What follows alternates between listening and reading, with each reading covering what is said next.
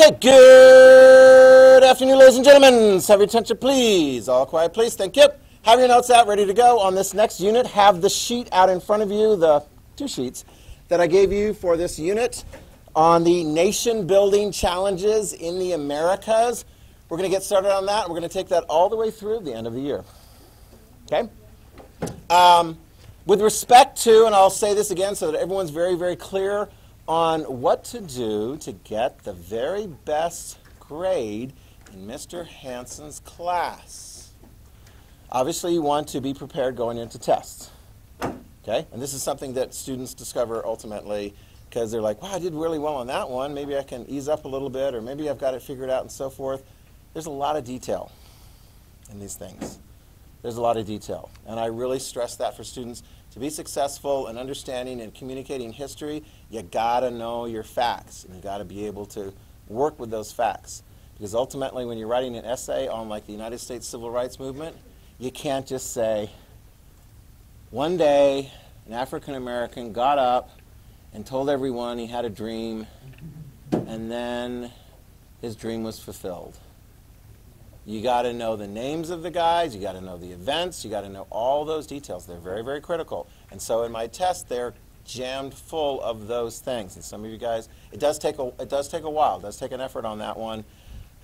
You'll get better at it, okay? You want to get better at it. Now, if you're trying to gain some points back, here is what you need to do. Google Classroom. So Garrett, anybody else? Google Classroom, I have posted. Right? And if you've never been to my Google Classroom, I don't know, you know, there's the code. There's only a few more weeks left. There's the code to get onto my Google Classroom. And I have in there the retake, basically the makeup, to get some additional points. 10% of the last test. The last test was worth 80, so it's worth up to 8 points. Okay? And it basically broke it down into two parts. There's two different essays, so one's worth potentially up to 4, and the other one's worth potentially up to 4. And like the first one has to do with how did the American Revolution occur and was it successful or something along those lines. So the first one has to do with the American Revolution. The second one has to do with Black Revolution. Covers the last couple few days of our unit. How many of you guys anticipate about maybe doing those essays? Okay, that'd be a good idea. So look that up. You're not going to be coming back into my classroom until Wednesday, and then next Friday as well. You get time to work on those. Afterwards, you need to go back to the working notes and provide that kind of information. And if you weren't here for one of those days, or you just want a refresher, go back to actually, I'm curious, how many of you guys are subscribers to my YouTube page? If you were a remote learner, yeah, probably you weren't. You just waited until I posted the links. Oh, you were, okay. Yeah, because if you waited until I posted the links, you usually have to wait 24 hours or something like that. And so they're in there and they're chronological. It's for you guys, it would be 9thWH and then whatever month, whatever day, and then the year 2021. Yes. You rang the bell.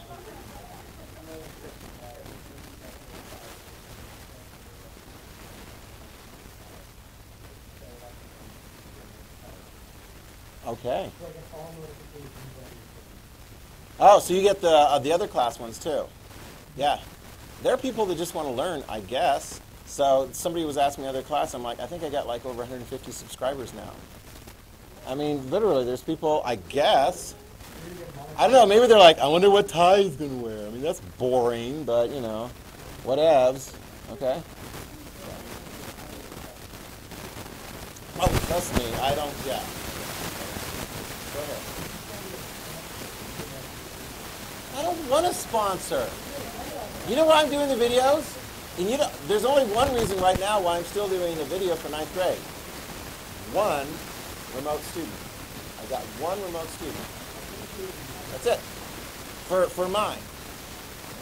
No, there's not. In my class, there's just one. There used to be more. But now they're here, and here, and here. Well, yes, that's true. Yes, I have two. I apologize. I have two. I had one, now I have two. So, yeah. Because Marin was here, but now she's doing it all remote until the rest of the year. Okay, here's another thing. Write this down. Because as we're going into this unit, we're going to learn the thing that has to do, I don't know, help me out here. I'm trying to remember the name of this document. Raise your hand if you can help me. This name of this document is really, really important. It's like the most important governmental document in the United States history. Yes? Shh, I didn't call on you. Quiet. Psh. Yes, Eric. Would that be like the McDonald Treaty or You pick. probably the Constitution? Yeah. So, here's the deal. Eric, since you're so smart, I don't know if you know everything on the McDonald's menu when I was your age, because that hasn't changed that much. What are the first three words of the United States Constitution? What are the next ones? You know? Shh. Keep going. Okay, here we go. Pause. Yes? Keep going. It's okay. She knew this once. Get it? Just gonna get it.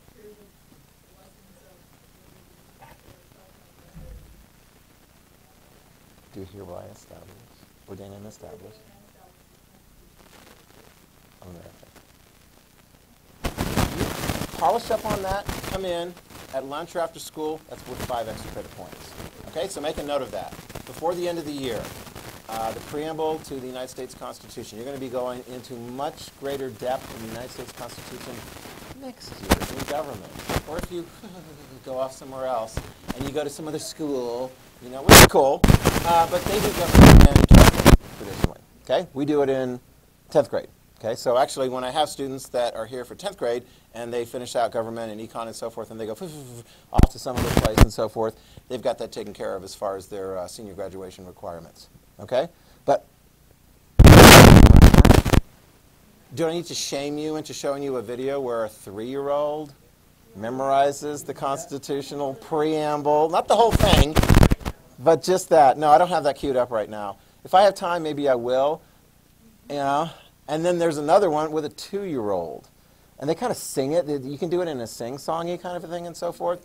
So basically, that's worth 5 points. So if you're like looking at the last test and going, yeah, that was painful, and you're not in the grade where you want to be by the end of the semester, take your advantage of that opportunity because there's opportunities to bring yourself up.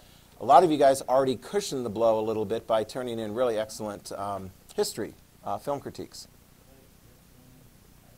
No, just the preamble. In fact, just what Maddie said. We, the people of the United States of America, in order to form a more perfect union, hereby establish and ordain the United States Constitution. Right? I mean, some of you guys have got it memorized and never forget it. And I'll look it over. And if you goof it up and so forth, we'll give you another chance. Okay? So literally, it's an easy 5 points, and that's on top of all the other points. So this is not a required assignment. Okay? So make a note of that. Does that sound fair? Okay? And by the way, it's if you memorize it this year, or if you memorize it somewhere in the past, it's an extra credit opportunity next year in government history when we get to the Constitution. Okay? You like those things? Okay. All right. You guys ready to learn? Okay, so let's take a look at the handout that I gave you. I'm going to give you kind of an overview of where we're headed on this, our last unit of the semester. Oh my gosh. It's the third unit of the, I don't know. Let me see. I would say fourth. I think it's the fourth one we've done this year. And here's the deal. Gosh, I would have liked to spend more time with you. But Mondays, and then when we were doing those things where only half of you were here and some of you were at home, and I'm sure you've heard this from other teachers and so forth, we just couldn't cover as much as we did. Hopefully next year we'll be able to go, bam, you know, Monday through Friday. Woo! Bring it. Because the last year, all I can do is hear the Civil War.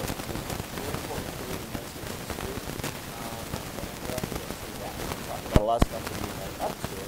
We're not going to get to the Civil War. I think next year in government class, when we get to the civil rights movement, I'm going to want to back up a little bit so you guys clearly have an understanding of what was going on during the time of Abraham Lincoln and the years thereafter. When this country was at war with each other, slavery was a big issue, and it sort of kind of got solved by, after the Civil War. Was there a continuation of slavery? Slavery was no longer allowed in the United States of America. Okay? Did everything get solved as far as racial relations among people living in the United States of America? Quite. So there will be still some of those issues that are going to come to the fore, particularly 100 years later, when, raise your hand and tell me, who was the man that stood in 1963, the year of Mr. Henson's birth, and the year that he gave a speech about how he had a dream that someday it wouldn't matter what the color of your skin was, it wouldn't matter what your constitutional character was. Martin Luther King Jr. So in the 1960s, that was a high point of the civil rights movement, and a variety of different laws were going to be changed. So, for example, even though African Americans had the right to vote under the Constitution, they're going to get a lot more ability to actually vote in places where they were being racially discriminated against. Anyway, lots of important things coming up your way. Here is what we're going to be covering in this particular unit. You ready? This is nation-building challenges in the America. So we're going to start off kind of like we did with the last one. We're going to be starting off with some of the initial challenges of the United States of America. Like under our first president. Bella, who's our first president of the United States of America? Oh, nice clarifying question. What do you mean under the Constitution? I didn't ask who was the first president of the United States under the Constitution. I just said who was the first president of the United States. Wrong. How many of you guys are like, George Washington was the first president of the United States? That's what I learned all along. I don't know who this faker is that you keep talking about. Ty, who is it? I was. What do you mean I was? I wasn't around back then. Yeah, exactly. John Hanson. Hanson spells differently. But yeah, as we'll get into it, we'll look at, because we got a do-over. The first government in our country is under a document called the Articles of Confederation. It was the Constitution before we actually had a Constitution. Did it work very well? As you will see and take notes happily today, the Articles of Confederation had some serious problems with it. In other words, it didn't work. How quickly did we get rid of it? Like within about a decade or so. And then we came up with, as Bella pointed out correctly, the United States Constitution, which will have a more long-lasting ability to work our country. Bella, do we still have the United States Constitution? What president are we on right now? We already did the first. What number are we on right now? We don't have presidents?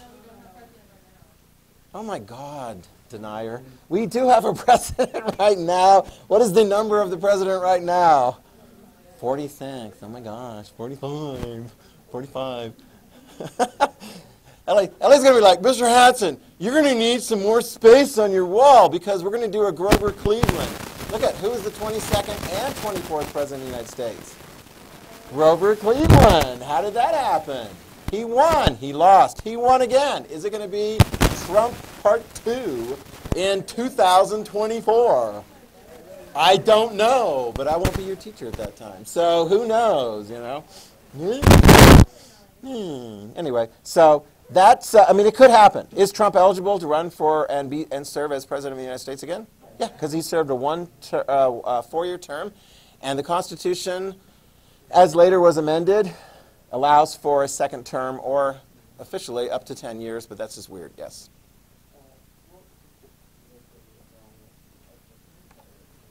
We're going to get to that today, okay? Here's the quick overview. We're going to talk about the early issues of the United States of America, and here's one thing I want you to be aware of, because you are going to be, boom, in your state, because we're going to do, very quickly, I think, in order to deal with some of the issues that came out of the Constitutional Convention that created the United States Constitution, we're going to give you the opportunity. You failed miserably in the Second Continental Congress. You did, if by failing miserably means you didn't declare independence. Why didn't you declare independence? Because some people, not just you, decided that it was just too cool to go along and have unanimity. And it'll be interesting because when we do the Constitutional Convention, what is going to be required for something to be passed? Not unanimous, but 9 votes. If 9 of the state delegations agree, then it will happen. So we'll see how that plays out. And just to clarify, you guys are going to be in your same delegations, so let me just see how on top you are. Raise your hands, delegation from Delaware. Ooh, I looked at them too, and that really helped. North Carolina, raise your hands. Actually, you raise one hand. Yeah, and Keith's not here. New York, raise your hands. Very good. All right. Rhode Island. Good. Massachusetts. Okay. New Jersey. Connecticut. Oh, yeah, yeah. I know, and it's a little confusing because some of you guys, it's like the end of the row and so forth. Pennsylvania. Now, I'm going to move, just for the sake of a little bit far away from these guys over here.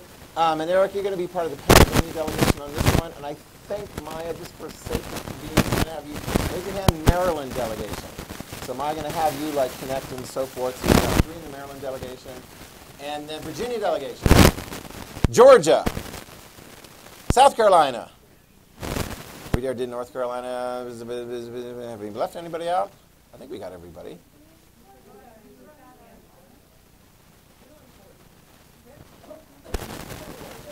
New Hampshire. Raise your hand. Yeah, there we go. Woohoo! New Hampshire. Yeah. You gotta be careful. I can see some doing that. Be like,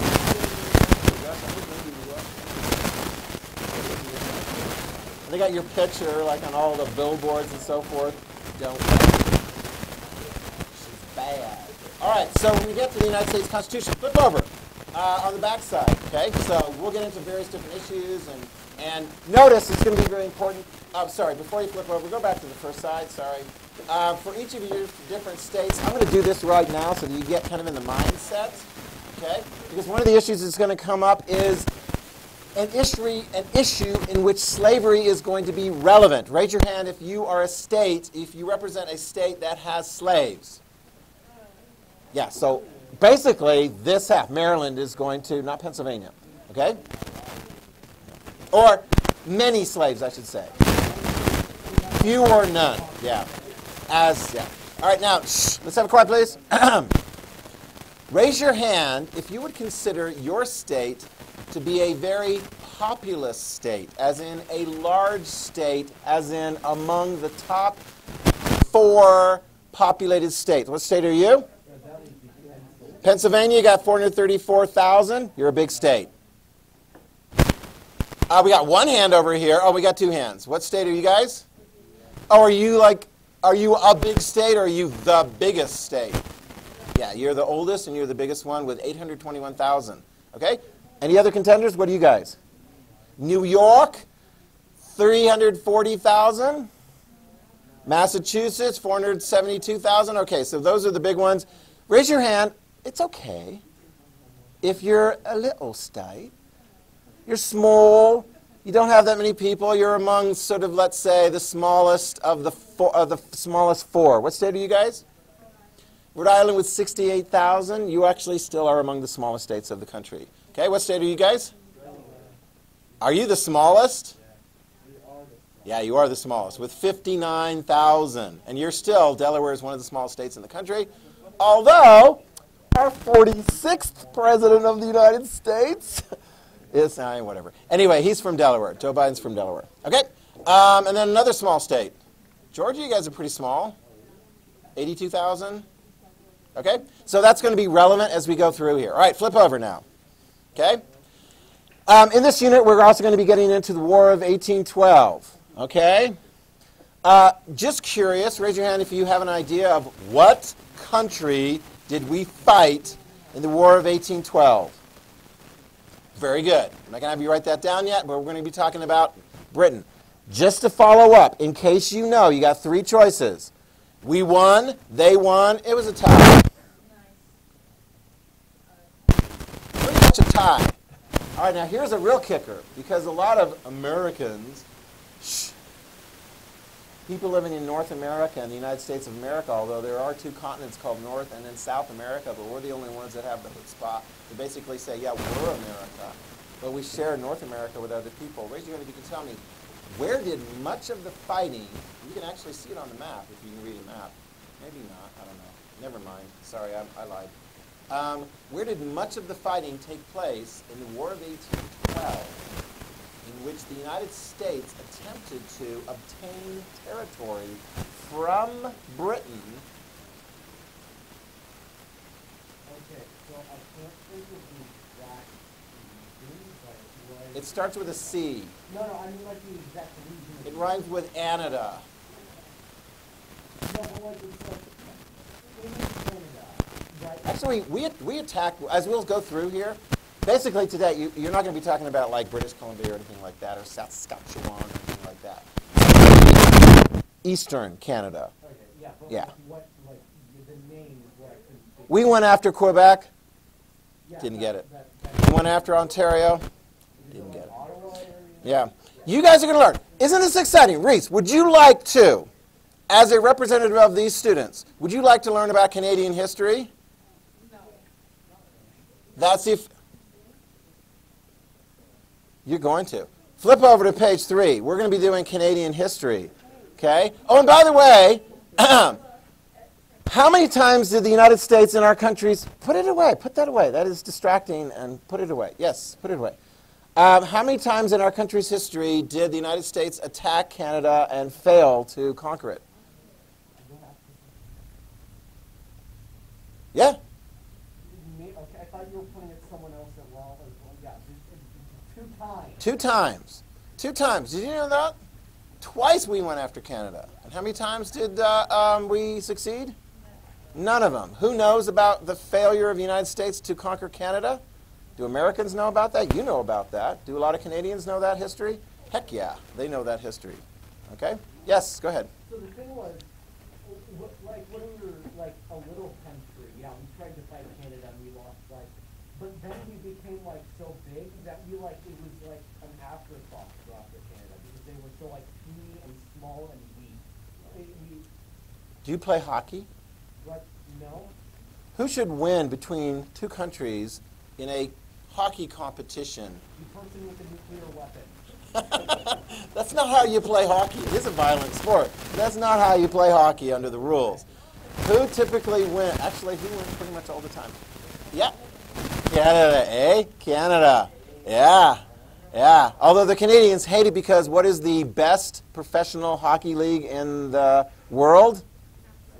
The National Hockey League. And where are most of those franchises?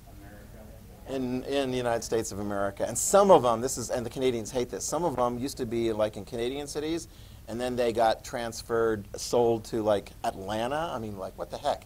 That's a warm city. But they love their hockey in the southern parts. So there we go. Continuing on, we will look some more at Latin America and the situation in Latin America in those early stages of Mexico and so forth. And in particular relationship, look here, in the middle there, the Mexican-American War, where the United States of America went to war with Mexico, particularly over a piece of territory that wanted to leave Mexico and wanted to join the United States and ultimately was able to join the United States. And who are we talking about? Texas, exactly. And then the last part, we'll look at various different things having to do that will wrap up this particular unit, talking about Native Americans, talking about some of the immigrants and so forth coming to this country. Okay, so we'll look at that, and then it'll be done. Okay, and then I'll give you for the summer, if you want, an encouragement to learn some more about the Civil War.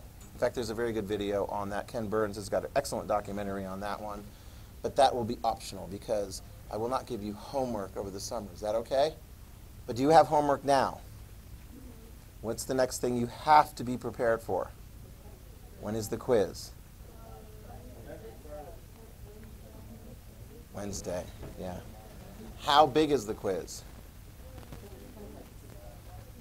20 points, yeah. Can you do something in preparation for the quiz that can also get you some points? Do the study guide, write them out, write out the sentences and so forth. You can turn that in, and you can pick up those points. Okay? All right, you guys ready? Okay, let's get this. Once upon a time, the United States of America beat Britain. Write that down. The United States of America beat Britain. Woohoo! We got into those details. Okay? We got into this. You don't have anything on, do you? Okay. What year did we beat Britain in the last great big battle, Nathan? 1776. We hardly even got started in 1776. I want to know the last year of the big battle. What was the last big battle that we whooped them in Virginia? Yorktown, said everyone. 1781. And then, Nathan, how long before the British are like, okay, let's sign a treaty and we'll recognize you as an independent country? Very good. That's what I wanted. 1783. 1783 was the year the United States of America was officially recognized, bless you, by Britain. Okay? And France and, the other countries and so forth are good on that way too. Now look at this. I want you to write this down because this is something very, very important. Okay? Not only did the 13 colonies get recognition as being independent, Britain handed over land. Write this down. They gave us, the United States of America, all the land that they had to the west of those original 13 colonies. Basically, if you look on this map, it goes all the way to the Mississippi River. Now, if you actually go into some of those places today, you will be going into states such as Alabama, Mississippi, Tennessee, Kentucky, Ohio, Indiana, Illinois, Michigan, and Wisconsin, and a little bit of Minnesota there. You got that? That's a lot of different territories. Okay? Go ahead and write this down because it's going to be an issue right away. That land was given up by the British, but who was it given to? Well, I'll tell you what. The 13 states that fought together to beat the British were soon contending against each other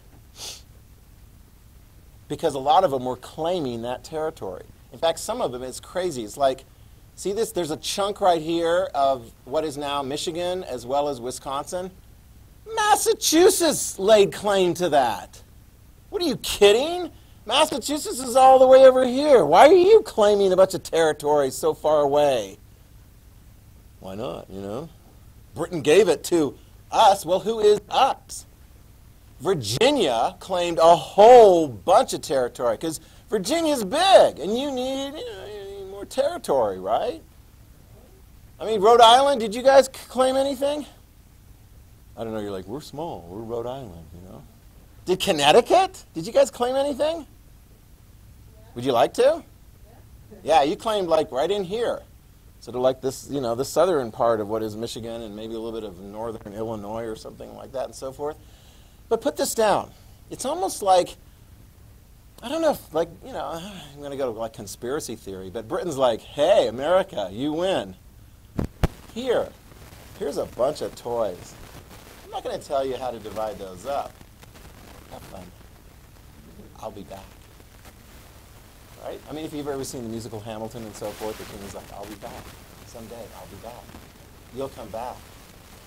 You guys think you can get along with each other, you 13 crazy states, but you're going to end up fighting with each other. Write that down.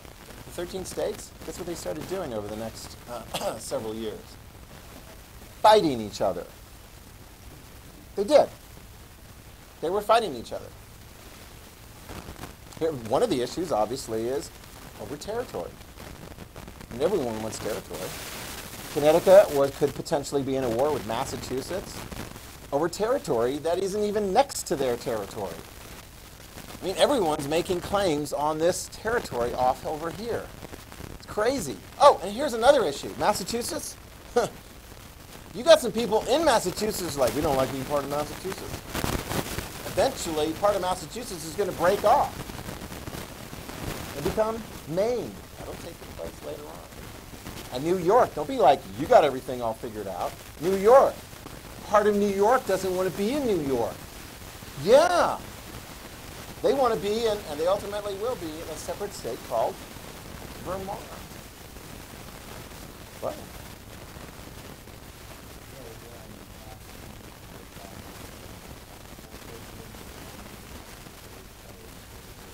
Oh, trust me, when we get to that and so forth, and that actually is very, very important as things play out, because as we'll see, when Massachusetts, parts of it breaks off into Maine and so forth, it's going to be okay with Massachusetts, it's going to be okay with Maine, and it's complicated, but it's part of our history.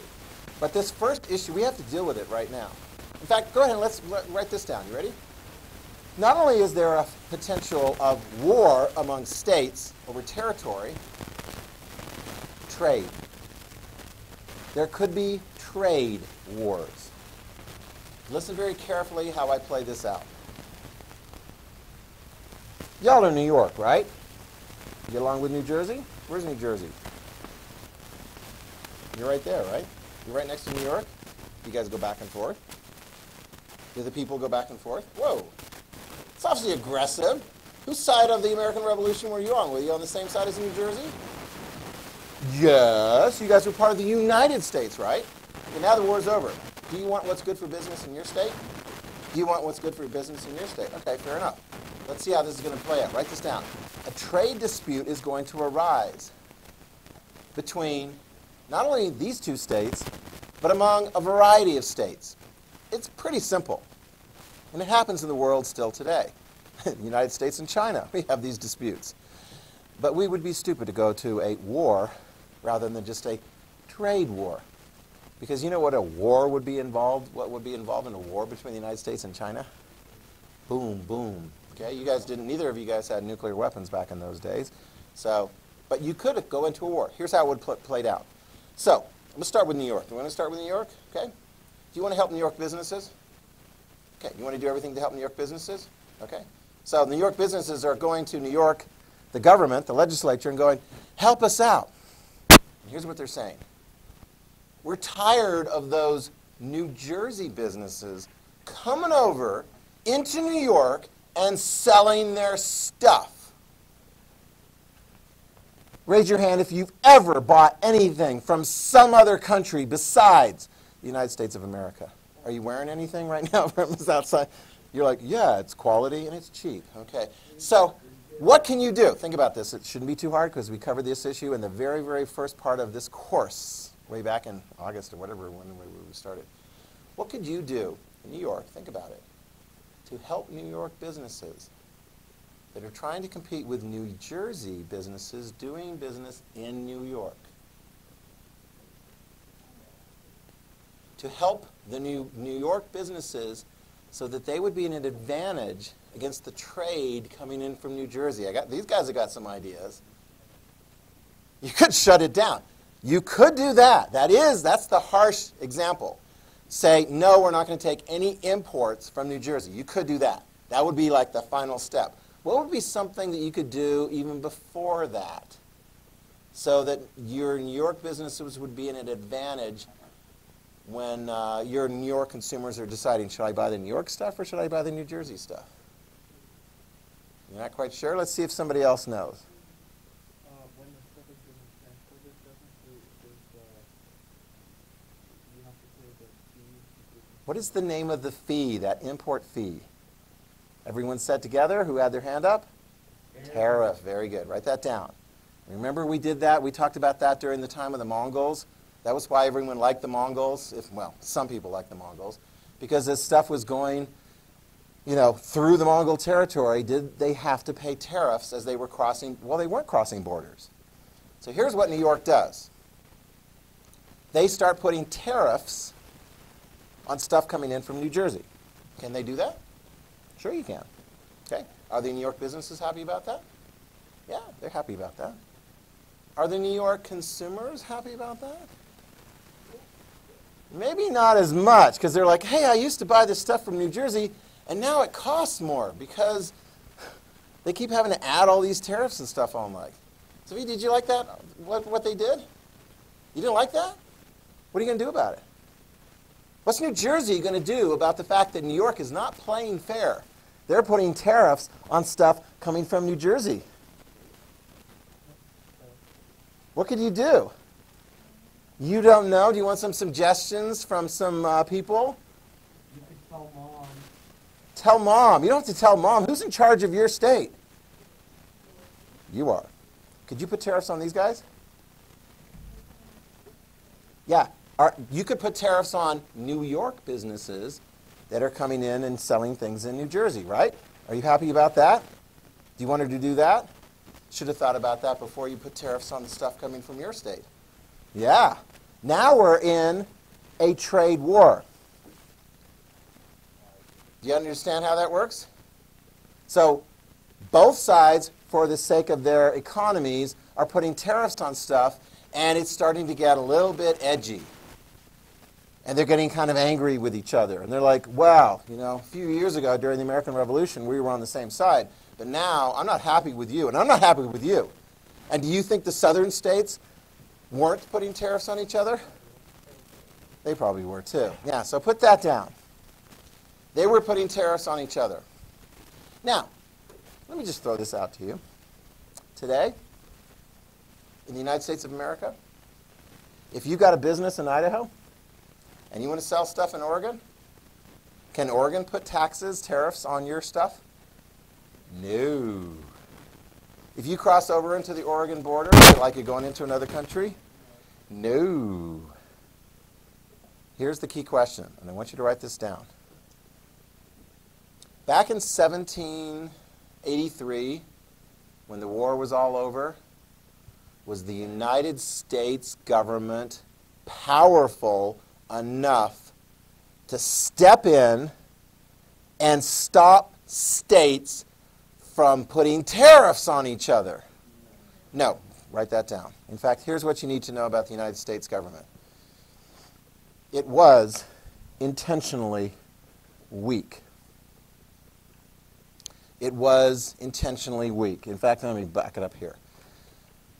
You could call it the United States. I mean, we did back then and we do right now, but it was really, really like 13 separate little countries. Seriously, I want you to write that down. 13 separate little countries. What do they have in common? They beat Britain. They worked together to beat Britain, but did they want to have like a strong national government to rule over them all? No, they didn't. At least initially. They didn't. But there's going to be a change of mind in the early years of the United States of America, the early years of independence for those 13 colonies. Excuse me, 13 independent states. Did we have a monarch? No, we didn't have a monarch. Did we have people representing us to foreign countries? Actually, write this down. Yeah, John Adams. He's going to pop up because we're going to be putting him in the video. John Adams was a representative of the United States, whatever that is, and he went to Britain. He was a representative to Britain. Okay? By the way, they don't have it in the video here, but you can write this down as well, and his picture isn't there, but it's over there, hint, hint. Who would have been a representative from the United States to France? And they really liked him. Benjamin Franklin had been earlier. Okay, so you're not incorrect on that. Earlier, remember, he went over there and he's like, hey, France, help us out and join us in the American Revolution, and you're right. So Benjamin Franklin's back in the United States again, in Pennsylvania. Who goes over? Very good. Thomas Jefferson, you can write that down. He's the he's the ambassador from the United States to France. Okay, and he goes over. It's actually kind of sad because at that time in Thomas Jefferson's life, his young wife had died. And so he goes over to France and Paris, and he's all alone. He's there with his daughter, and he's got some of his servants there. And one of the servants is there to kind of keep an eye on Thomas Jefferson's daughter. I don't want to get too much into it, too much drama. I think I indicated this to you earlier. Her name was Sally Hemings. And that was where a relationship formed between Thomas Jefferson's slave, Sally Hemings, and Thomas Jefferson. And from that relationship, I want to say 4 or 5 kids. It started in Paris. But Thomas Jefferson is representing the United States over in Paris. So John Adams and Thomas Jefferson are actually going to be overseas when this next drama occurs. Okay? This next guy, Alexander Hamilton. His name is Alexander Hamilton. Okay? Yeah, that's right. Where is he from? From Canada. He originally is from Jamaica. Have you guys know? Have you seen? How many of you guys have seen the musical Hamilton? Okay, who's he from? What's? Yeah, he started on a Caribbean island in Jamaica, and then he came to what would become the United States of America. And he worked with Washington, so he was at the Battle of Yorktown ultimately. But what state is he going to spend most of his time? I'll give you a clue. It's a state that is all about trade, and it's a state whose most important city is like the center of finance in the United States of America. It's New York. Write it down. Alexander Hamilton is from New York, and particularly New York City. He spends a lot of time in New York City. And here's the deal about Alexander Hamilton. And other people are going to share this view of Alexander Hamilton. It really comes across, this is one thing I like among many about the musical. He is very much like, we need to not be 13 separate like individual states and so forth. We need to be something bigger. We need to be a big country. We can be a big country. Was he right? Did we ultimately become a big country? Did we ultimately become a big player in the world? Are we still a big player in the world? Are we? Maybe. What is the #1 economy in the world today? Last I checked. I don't know, it's either China has moved, but what was, do you know this? Who had like half of the world's economy after World War II? Yeah, I mean, we were that big as far as a percentage of the world's economy. Alexander Hamilton, write that down. He saw that because he looked and he's looking at the map.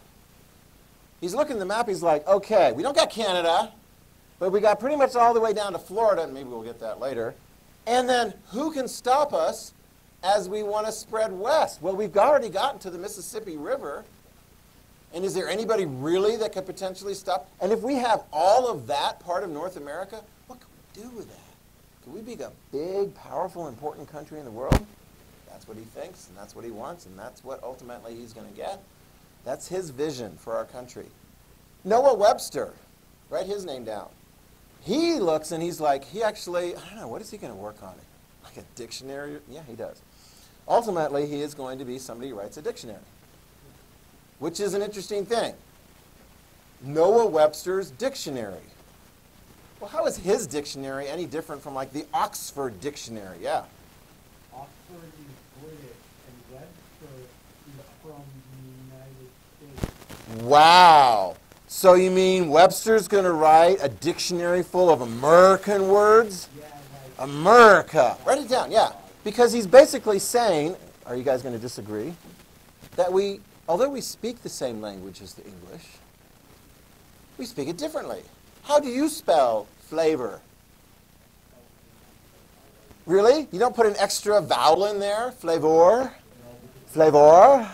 How do you spell old? You don't put an extra E at the end of it? It's like, yeah, I mean, it's like they've got all these. Anyway, Americans will ultimately do things a little differently. We want to have our own dictionary. We want to have our own country. We got our own culture. We're America. Hello, we're America. Okay? And yet, make sure you put this down. You ready? Each state at that time was like, okay, yeah, we got the United States of America. That's great to be Britain. But really, the real power rests, write it down, in each state. The most powerful government in any given state is your state's government. And here's what you have in your own state's government. You have a state constitution. Okay? Okay? No kings in any of those states, by the way. Elected officials, and you guys are used to doing that. Okay? Oh, and you also have this, because this is very important. Actually, raise your hand if you can tell me. What do you call it when you have a list of very important liberties that the government, in this case your state government, cannot take away your liberties? Think about it.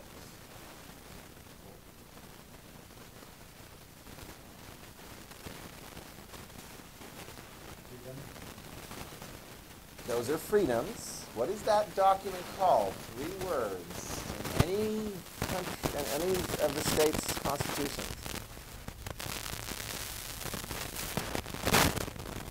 Oh, it's not Articles of Confederation.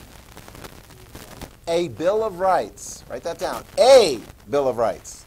Eventually, when we talk about the United States Constitution, we'll refer to the Bill of Rights. And those are very, very important. The first 10 amendments to the Constitution. Okay, so each state has a Bill of Rights. So if you live in Virginia, What is going to protect you from the government of Virginia, like taking away your life without like some kind of a trial or, you know, things like that?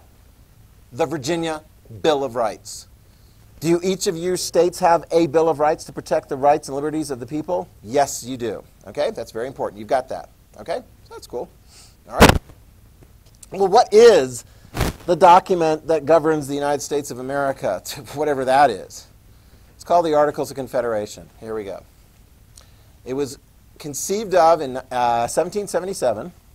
Okay, this is the governing document for our national government. And here's what you need to know about it. Our national government intentionally is very, very weak. I'll say it another way. What's the most powerful government if you're living in New York? The New York government or the United States government? The New York government. In New York. New Jersey, what's the most powerful government in the state of New Jersey? The New Jersey government or the United States government? The New Jersey government, yes. I mean that. I'll say it this way. When you guys teamed up together to beat the British, did you feel like Britain was like trying to like take away your rights and your liberties and your authority, like taxing you without representation and so forth? Yeah. I mean, you felt that way? So did you want, having taken that, having fought off the British, and so the British aren't trying to lord it over you, do you want to create a national government that's going to be more powerful than your own state government?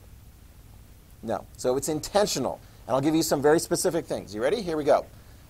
No national executive. These are terms of the Articles of Confederation. It's a document. Okay? And this is the first governing document, and it's going to be around for, what, 10, 11 years? No national executive. So that's why it's kind of a twist, because who was our very first national executive leader under what would ultimately become the Constitution? Everyone said together? George Washington. Very good. And does he have a fair amount of power in that position? Heck yeah. He's going to be given that power by the Constitution. When I say John Hanson was the first president, he was not an executive. He was the leader of the, write this down, legislature, also known as the Congress, the United States Congress. So he presided. Got that? He presided over it. Well, when I say weak, I mean, oh my gosh, let's just go ahead and go through it. There was no national court system. Write that down. There was no national court system. There was no U.S. Supreme Court. So sometimes when you think of like, let's see, there's three parts of government. There's the executive branch, and there's the legislative branch, and there's the judicial branch. Have you guys heard that? I mean, that's like basic, like elementary school stuff. In our American original government under the Articles of Confederation, there's only one branch of government, and it's the legislative branch. There's nobody carrying out the laws of the United States of America, because there weren't too many laws of the United States of America. Let's talk about how weak it was. You ready? Could the United States of America collect taxes? No. Write that down. The United States of America could not collect taxes. Did they have like some expenses where they were like paying for stuff? Yes. Where did the United States government get the money to pay for stuff like the war effort? Other people. For example, the states. Write this down. The states were voluntarily contributing money to the United States government. Could the United States government force the states to hand over that money? No. No. Did all the states cough up all the money that they said they were going to help out with? No. This is a problem. Oh, by the way, you'll know this one too. The United States did not have a permanent military. You know, today our president is the commander-in-chief of the United States military. It's a very important job. Was John Hanson the first presiding officer over the Congress? Was he the commander-in-chief? No. No. I mean, the last commander we had was like the head of the Continental Army. Who was that? George Washington. And then at the end of the war, what did he do? Write it down. He quit. He quit as like, the war's over. We got our job done. I'm going home. We don't need that anymore. Yes, sir.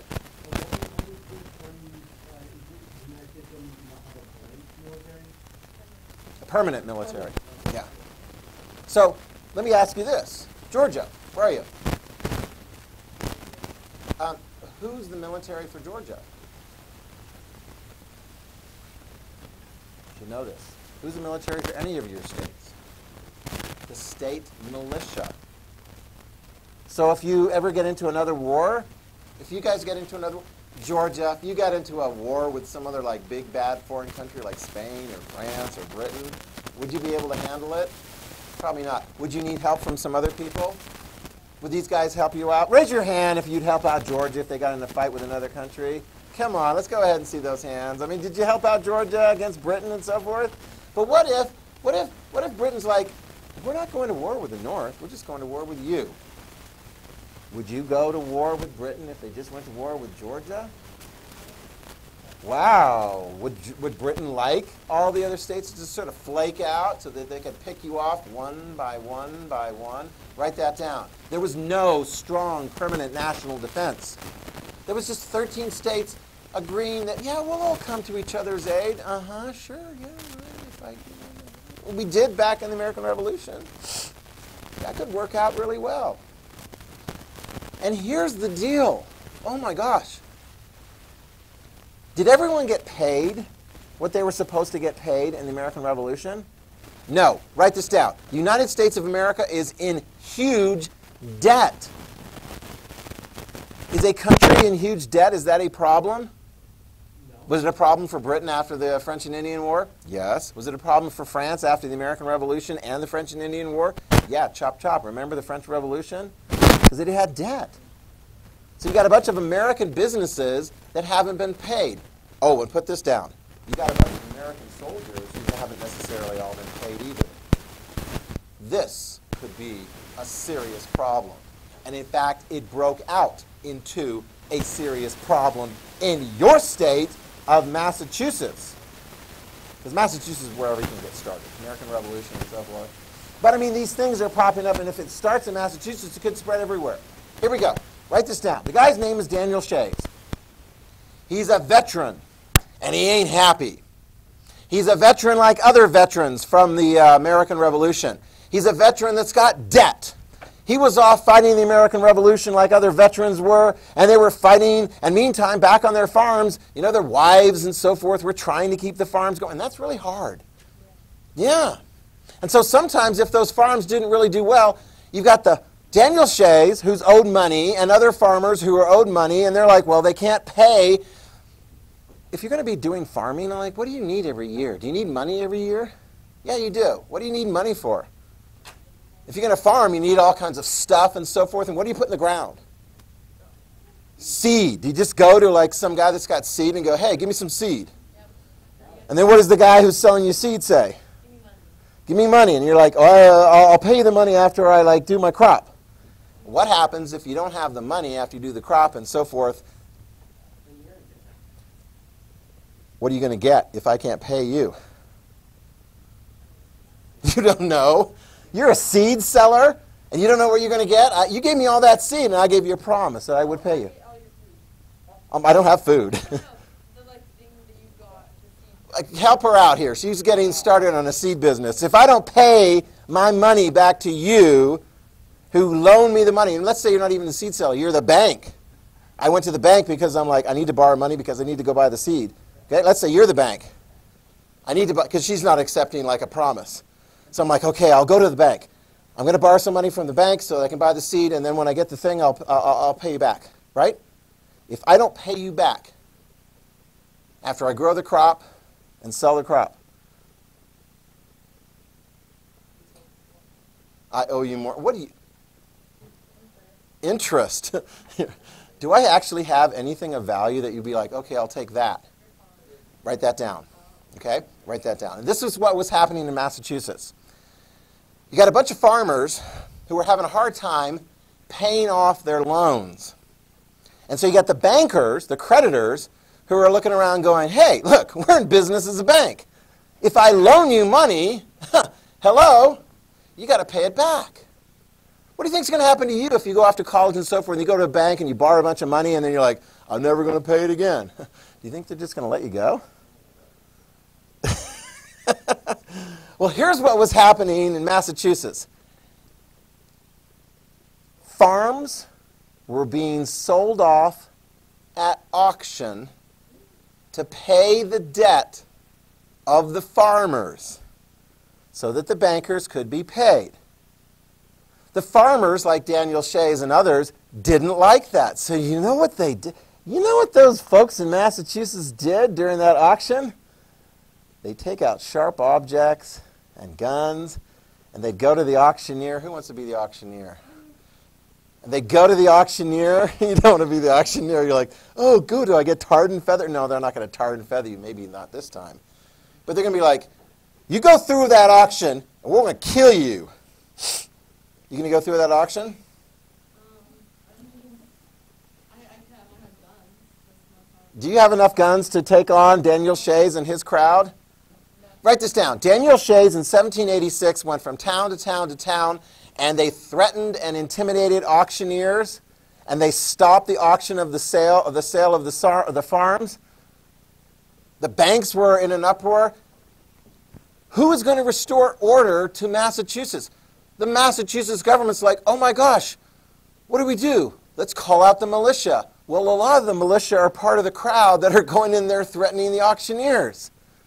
Do you know who actually finally went up there and helped to solve things before a huge, massive insurrection, violence, and breakout in Massachusetts and spread to other places?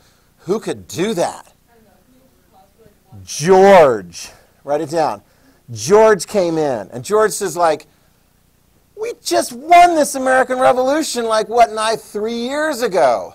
And now we're off fighting each other, and businesses can't do businesses and so forth. And of course, Daniel Shays people are like, we just want to be paid, what we had coming to us from the American Revolution. Nobody's getting paid. There's a massive debt. The United States government, make sure you have this, the United States government had a massive debt. It owed a bunch of money. Now today, if the United States government has a massive debt, and we do, what can we do? Yeah? We don't need to do anything. Okay, well, what could we do? Can we borrow? Can the United States government borrow? Yes.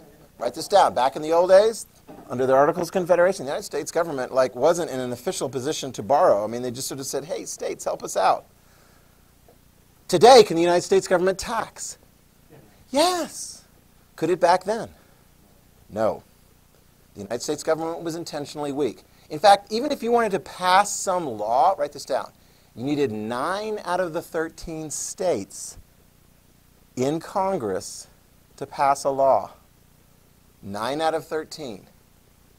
Oh, and by the way, Virginia, guess how many votes you had in that Congress? You're the biggest state. Guess how many votes you had? 1. Rhode Island, you're one of the smallest states in the in the country. Guess how many votes you had in that Congress? 1. Every state got 1 vote. The big states had 1 vote. The little states had 1 vote. But the United States government was very, very weak. It's crazy. Oh my gosh, this whole thing is just going to go, it's going to fall apart. But then there was one man, actually several men. They got together and they're like, actually you guys. A lot of you guys are like, we went through a whole war against Britain. We like our independence. We like our separate powers as states. But you know what we want? We want to continue on being free. We don't want the British to come back and pick us off one by one by one, especially after we're fighting with each other. We need a do-over. Write it down. 1787, the big do-over. 1787. George Washington and other leaders from the various states come together for a convention. in the city of Philadelphia. Why not Philadelphia? They already know it pretty well. It's centrally located. Officially,